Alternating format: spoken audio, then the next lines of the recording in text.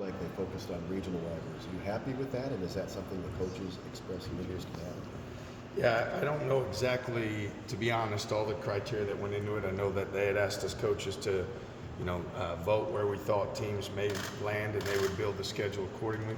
Again, regardless of, we know we're in the best conference in the country. At the end of the day, we're going to play 5 teams twice, 10 teams once. So, definitely excited about rivalries, definitely excited about regional rivalries, those things for sure.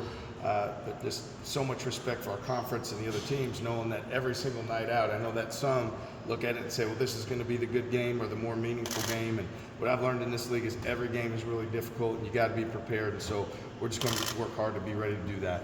Is there any gamesmanship that goes on either from you or other coaches in the league with ranking those teams when they ask you to? Yeah, I don't know what everybody else does. I didn't really talk to anybody, but I mean, we look at the teams best we can and try to make those distinctions. But I can't speak to what other programs may do.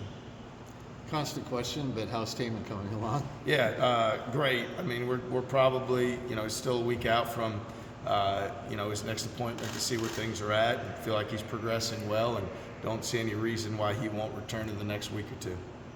How about Joshua? Yeah, Joshua, his appointment's a couple weeks out yet, so, again, for him, it's probably late July, could end up being the fall, but in terms of anybody with injuries at this point, we just want to do what's best for them in terms of their health and safety and returning to play. So it's that blend of patience and urgency that we'll continue to exercise. What did Curtis Jones' production and demeanor, the way he conducts himself, mean to you guys, especially down the stretch last season? Yeah, Kirk carried himself really well. I mean, you go to, he did some things early, but like the TCU game on the road, I felt like he really stepped up for us, and you started to see that confidence grow. And as we went through to the end of league play and the postseason, there wasn't anybody playing more confidently than him out there on the court. So I think his demeanor, that matters. His confidence matters. What we're seeing in practice right now is a guy who's taken a step as a leader.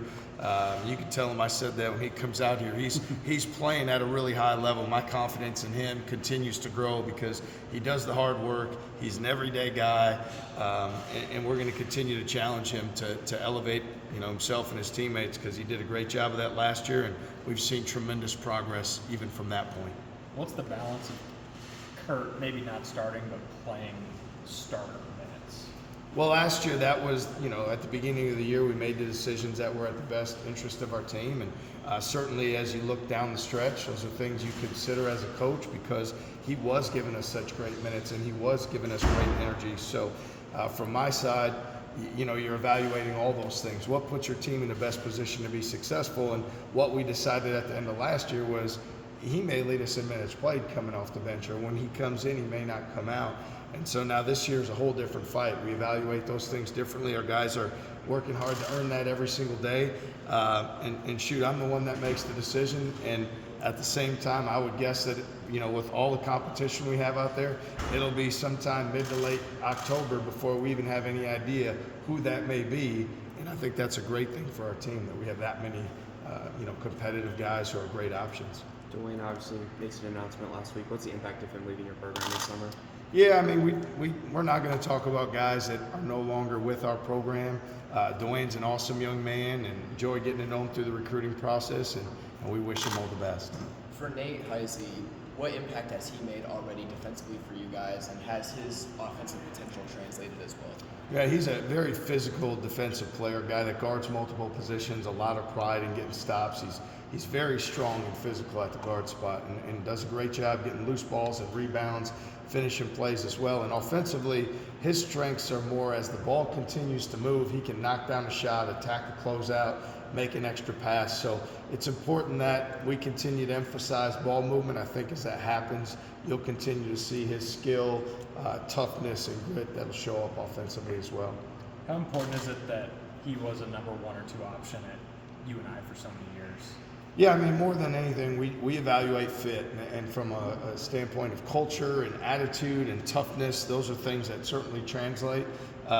We've seen guys come in here from mid-major programs and translate their game really well. Certainly Keyshawn and Kurt did that last year as they came, and we have some guys on that same journey. So regardless of what they score or what they're asked to do at their last stop, we're going to put them in position to be successful in our program and doing what the things that they can to help us win. And Nate brings a lot to the table. There's a lot of things that he does to impact winning, and just excited to have him here.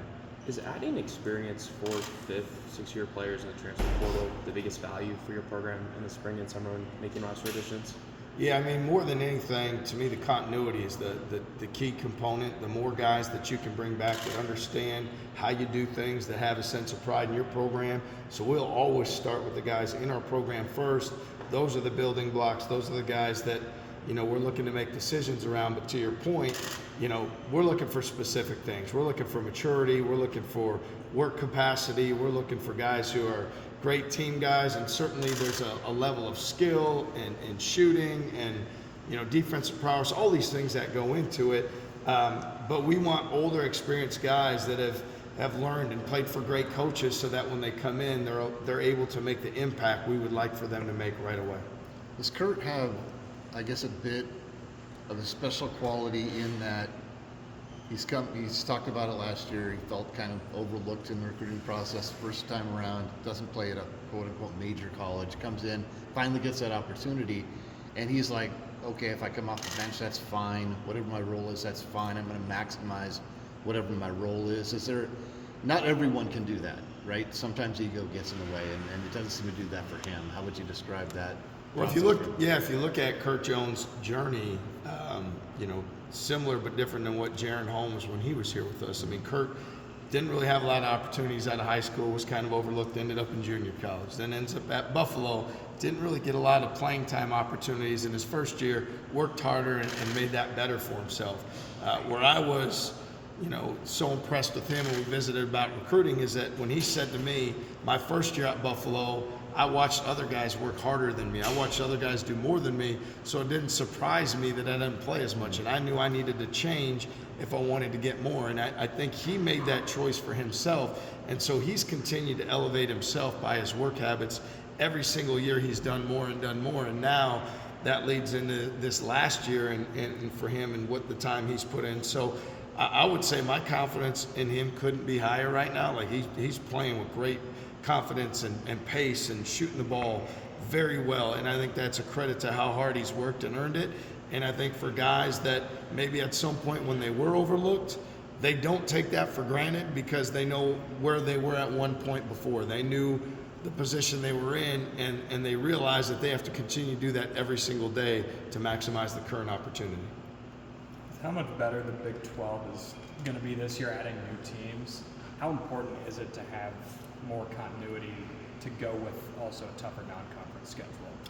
Yeah, I mean, obviously the Big 12's been the best league in the country for however many years at this point, so we don't anticipate anything changing. Our roster and having guys, you know, that we return that have pride and togetherness, and bringing in some guys and quickly bringing them together is important. We have a very challenging schedule in front of us. You know, our non-conference, you know, we play, you know, the Maui Invitational is really difficult. We go to a game in the eastern side of the state. We have a top, you know, team that's been a top 10 program coming in here. The teams in Maui, there's multiple teams that probably could win the whole thing, and now we have 20 league games. So very challenging schedule. We need to be ready, not that we don't every single night in the past, but this year's schedule really presents a lot of really good teams and coming in early as well. Speaking about, you know, Feast Week tournaments, I think it was reported last week that you guys were going to go to the Players Era Invitational in Vegas.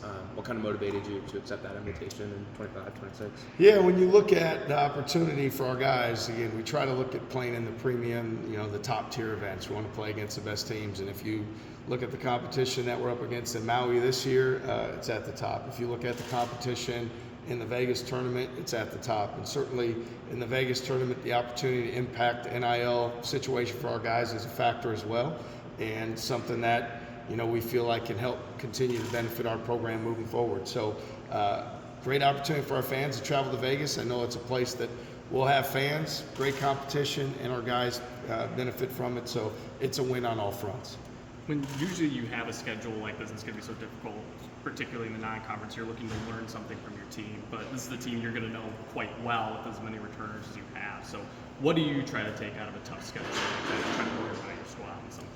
Well, I think it's how you prepare every single day. So even though we have some players returning, none of us can rest on what any of them or collectively what we achieved last year. It's a totally different season.